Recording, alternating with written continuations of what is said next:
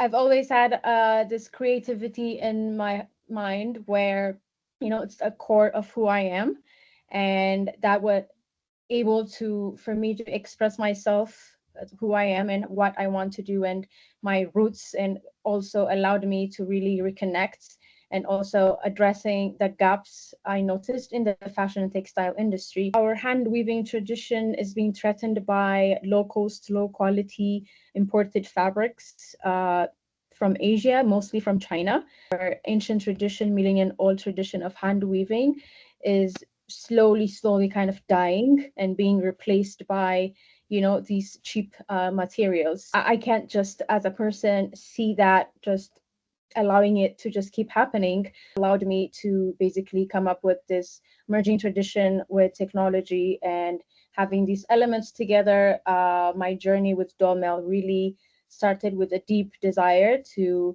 blend this Ethiopian hand weaving tradition with technology that is cautious in terms of our environmental impacts when it comes to the textile and fashion industry in the country. So, hi, my name is Melat. I'm the founder and creative director for my clothing brand DolMel, based in Addis, Ethiopia.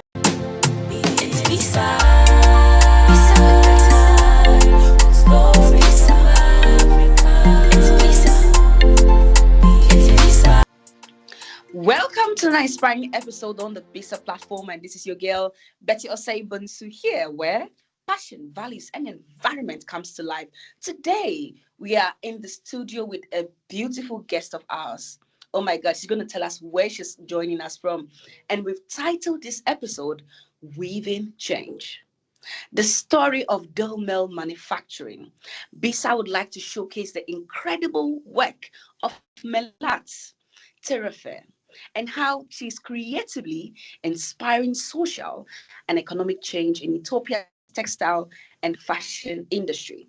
We hope her story will inspire others out there and create awareness of the impact she's making in her enterprise. So now, Melat, thank you so much for joining us today. Tell us a little about yourself and where you're from and how your journey as the founder and creative director of DolMel Manufacturing began.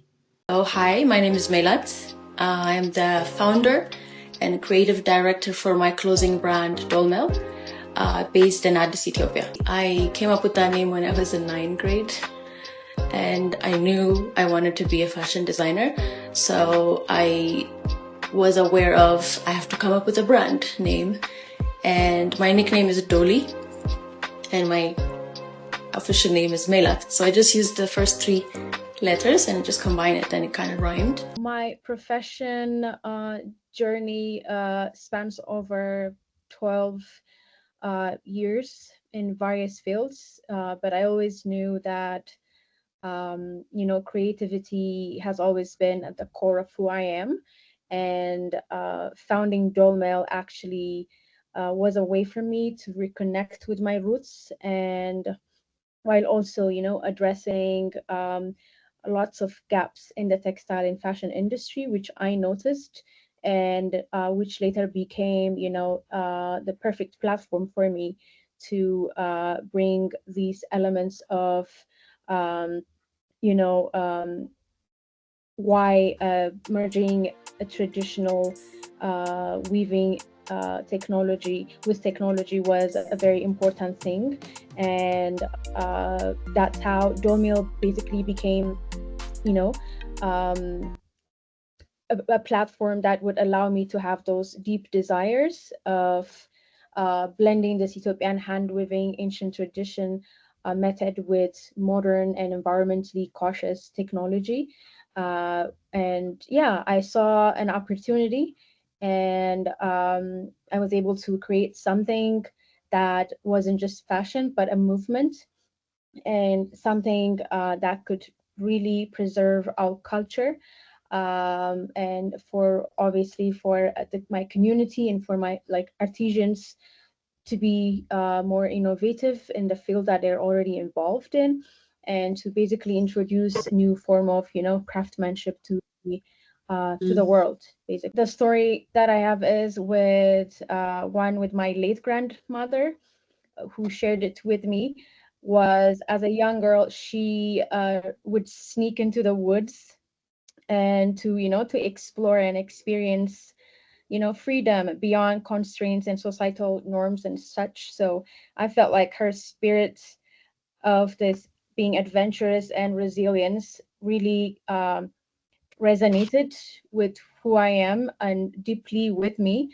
So that definitely taught me the importance of, like, breaking boundaries and also embracing self-expression, values, and yeah, that allowed me to really shape what DolMel's essence and brand identity is. So right now I can see you are trying to merge tradition with technology. What was the gap and why did you decide to bring tradition to meet technology? So our hand weaving tradition is being threatened by low cost, low quality imported fabrics from Asia, mostly from China.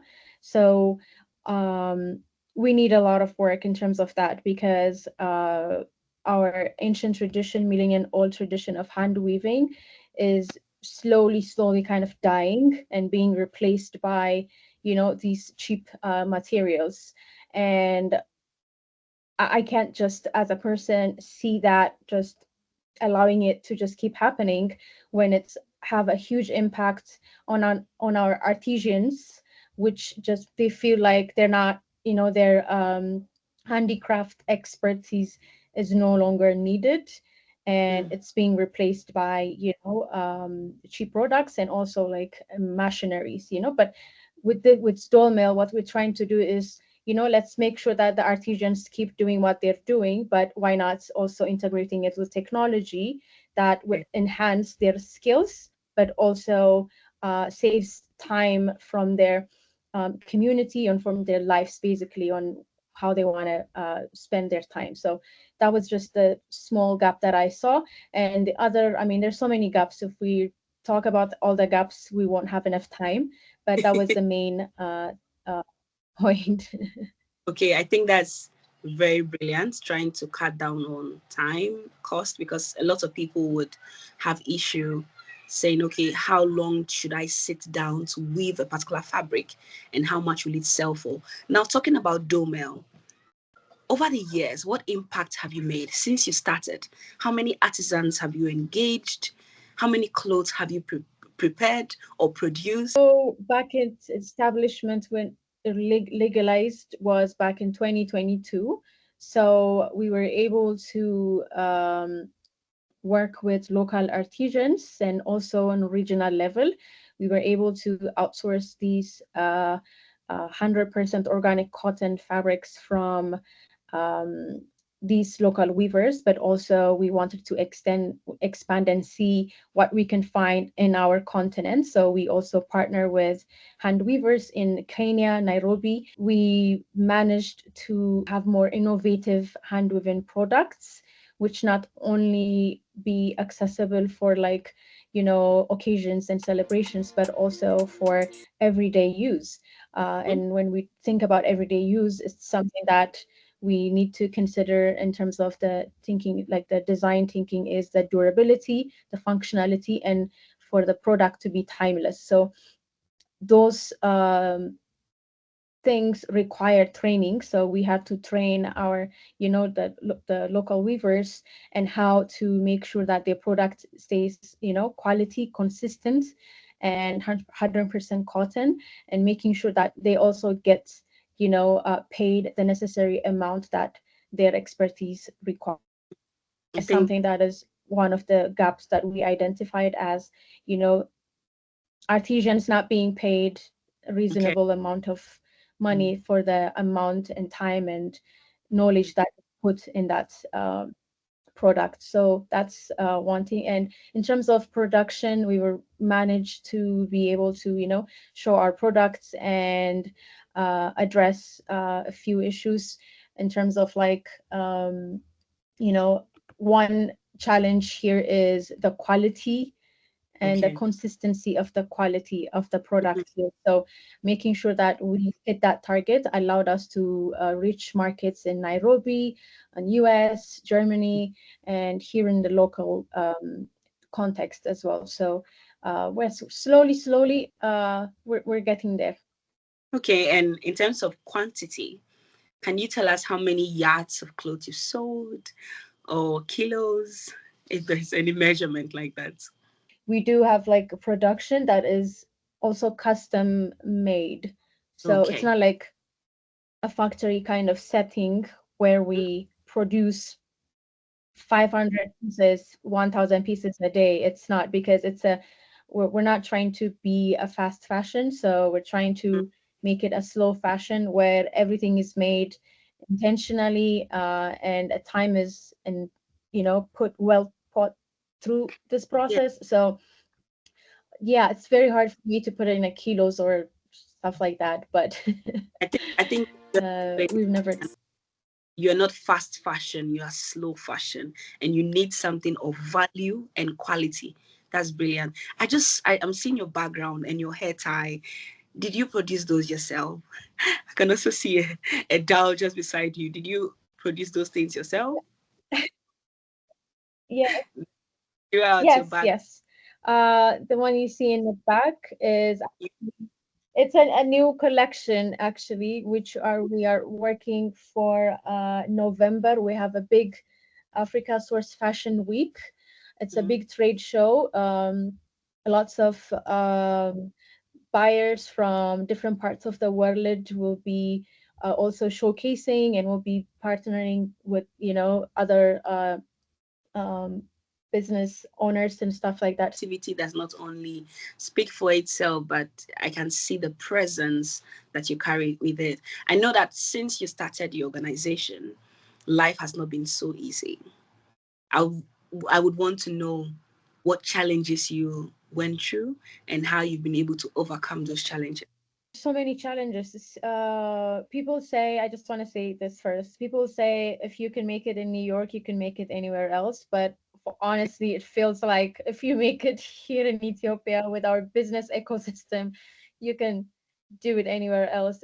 I'm not even exaggerating, but there's just so many obstacles like each business owners in Ethiopia.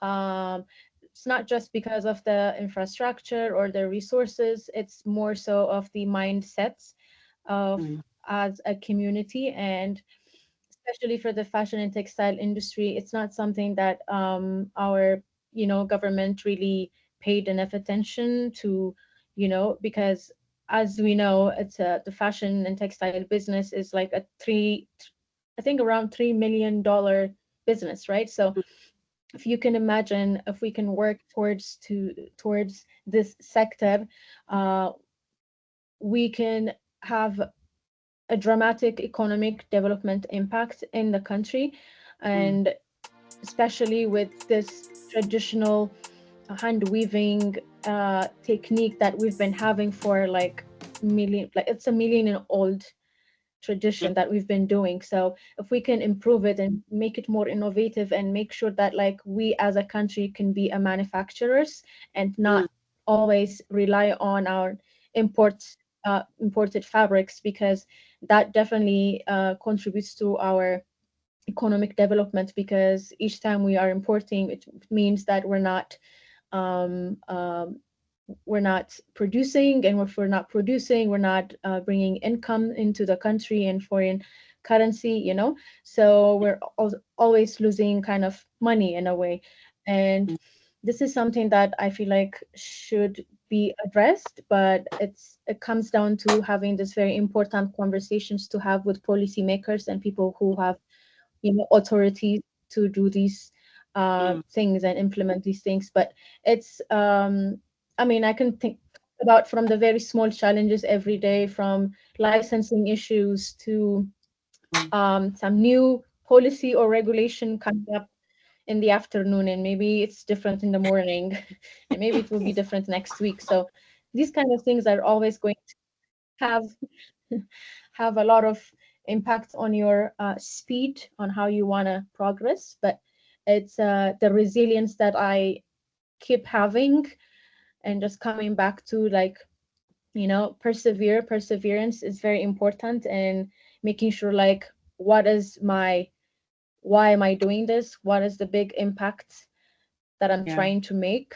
And it's to basically uh, put this social entrepreneurship way of mindsets in the textile and fashion industry, Okay. which you see now here and there, but not enough.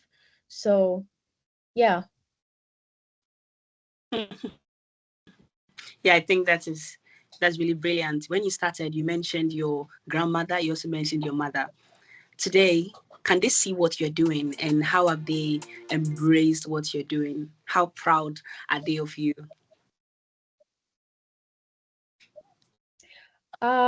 Unfortunately, my late grandmother, is always here with me in spirit, but my yeah, my mom, my parents, my family are always supporting me and making sure that, whatever doesn't necessarily need to be in supporting me in finance, but like supporting me and, moral support, and just making sure that, how can we help, how can we do this, how can we set up this SOP. They're always like involved in my everyday Mm, business journey, and they are very much happy with yeah. to know that I am doing what I love, and I've been wanting to do this for a long time. So the fact that I'm doing it now, they are very much happy. Okay, that sounds good. And you started with Jenny, which leads me to the next question of I know you've spoken about family impacting your work, but what is the most rewarding part that you experience in this journey of yours, the number of years you started this enterprise, and what stood out for you? Like networking and just learning about other people's experience, and community building, and just sharing stories with each other, right? Mm, Because you can learn so much from different walks of life. People tell you about so many things that just impacts you mm, deeply, and you want to also impact others, right? So it's paying it forward. So I think the most reward thing I would say is to always get the chance to mm, have a chat with the hand weavers. How can we can make it better? yeah. Our things are not good with your family, or like how can we make sure that your performance is not affected, Okay.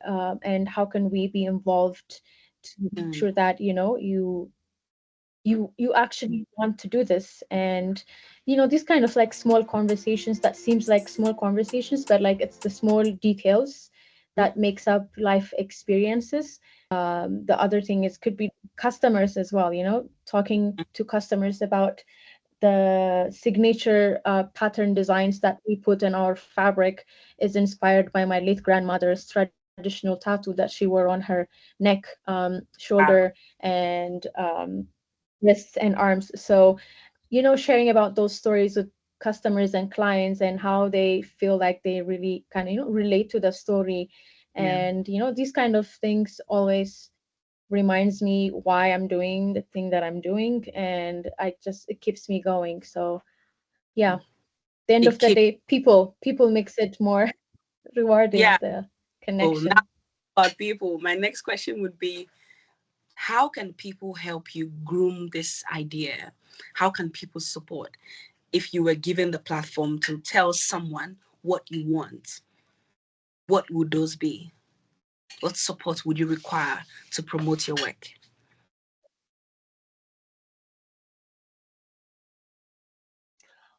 I think one thing for sure, actually, there was one thing that was shared with me earlier, and I would love to kind of read it if you don't mind. Please go ahead.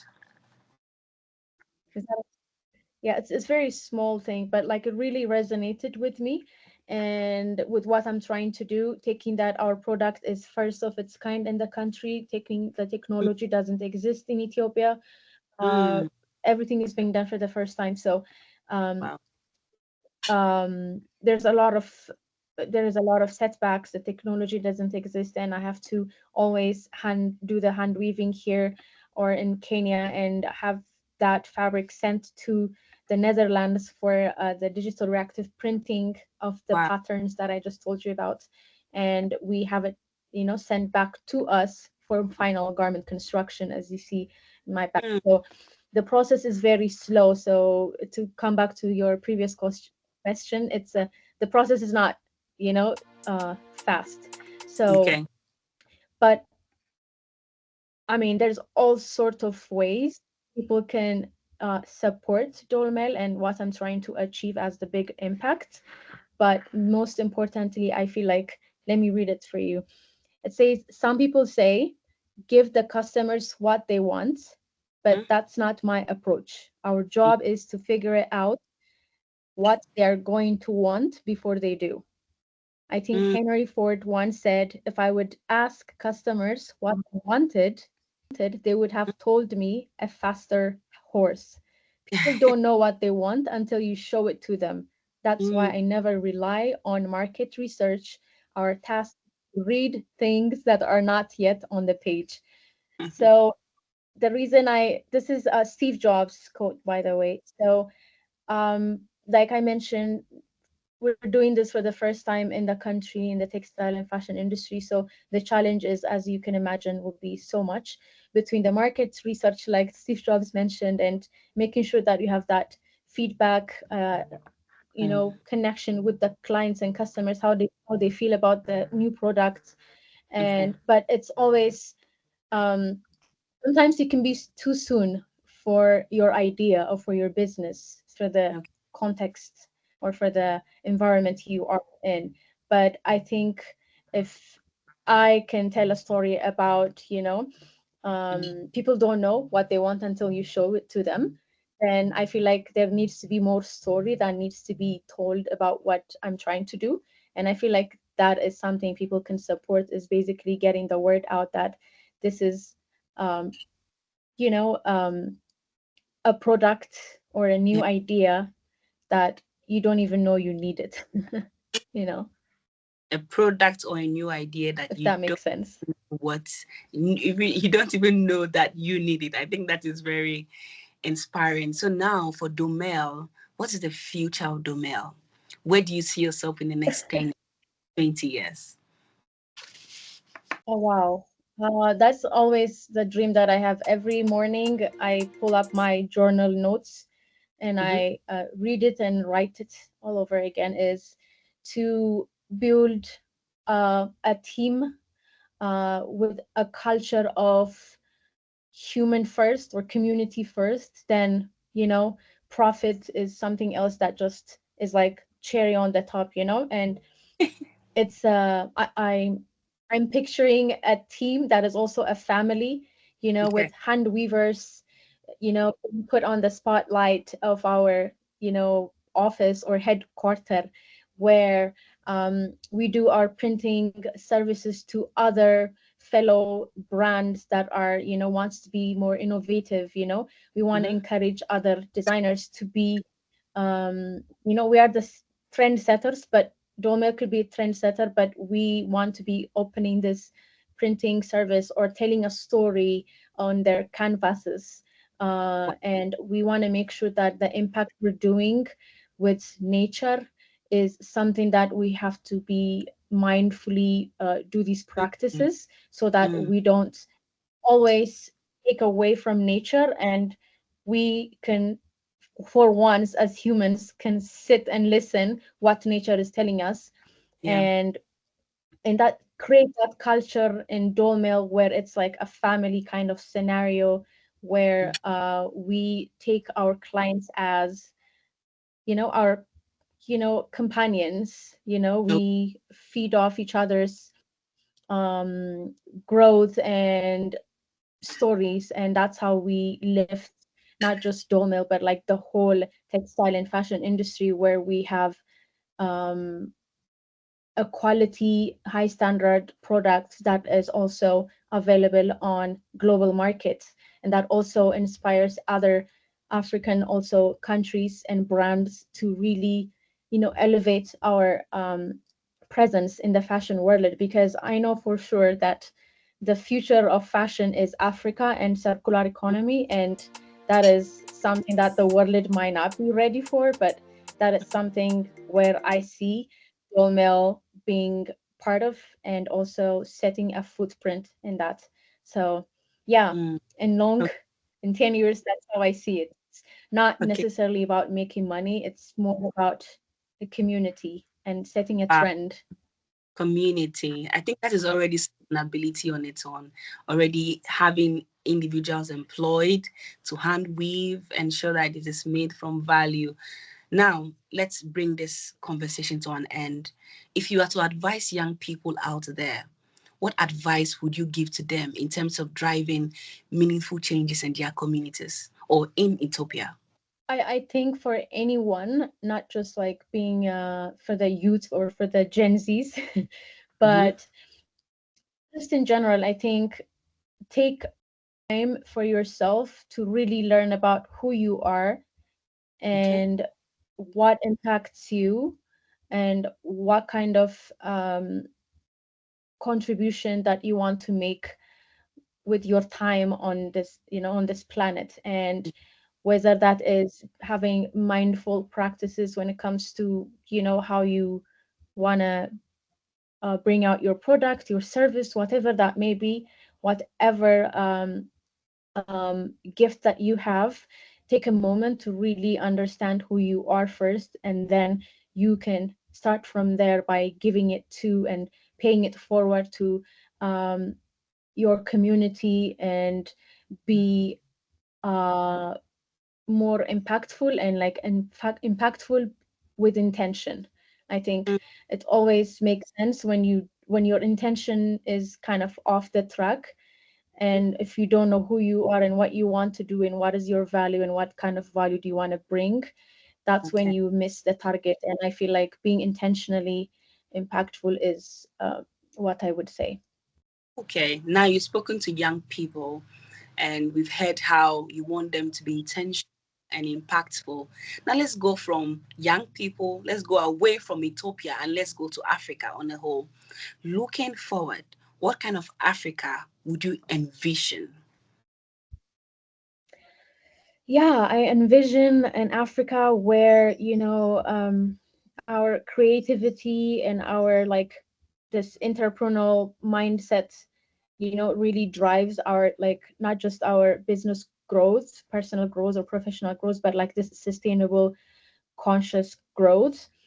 And I feel like the future I see where, at least for the industries that I am involved, like fashion and technology, not only to preserve culture but also like to set a global trend, for social enterprises like mine to, who who play a pivotal role in making and empowering communities from the ground up, and for fostering a more inclusive and kind of lasting, intentionally lasting, development. I feel like that's something that Africans can really, really tap on, but also providing this platform for our creative expression. We probably don't know in Ethiopia what happens in Ghana, or what is the creative sector is like, what is the creative, you know, ecosystem there is like. So I want an Africa, and I envision an Africa that just um, is tight within each other Mm, and towards growing as together, not just like a one country or West Africa, East Africa, but like, as a continent, we have so much to offer. And I want us in Africa where we don't point fingers at other, mm, you know, other entities, and we really point that finger into within us and how we want to make and drive changes that just not last um, our lifetime, but also our like, yeah. um, Dear Bisa Fellows, you just heard from Melat from DolMel Manufacturing.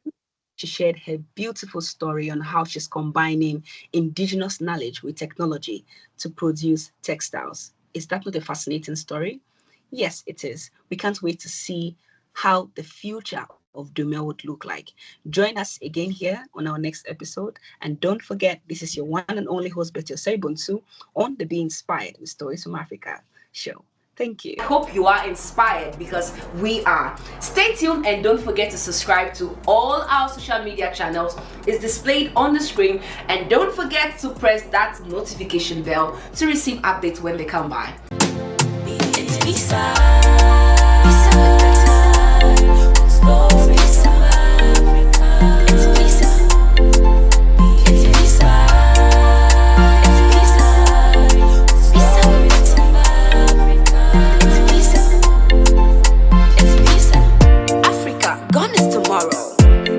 Today is here, achievement to be accomplished.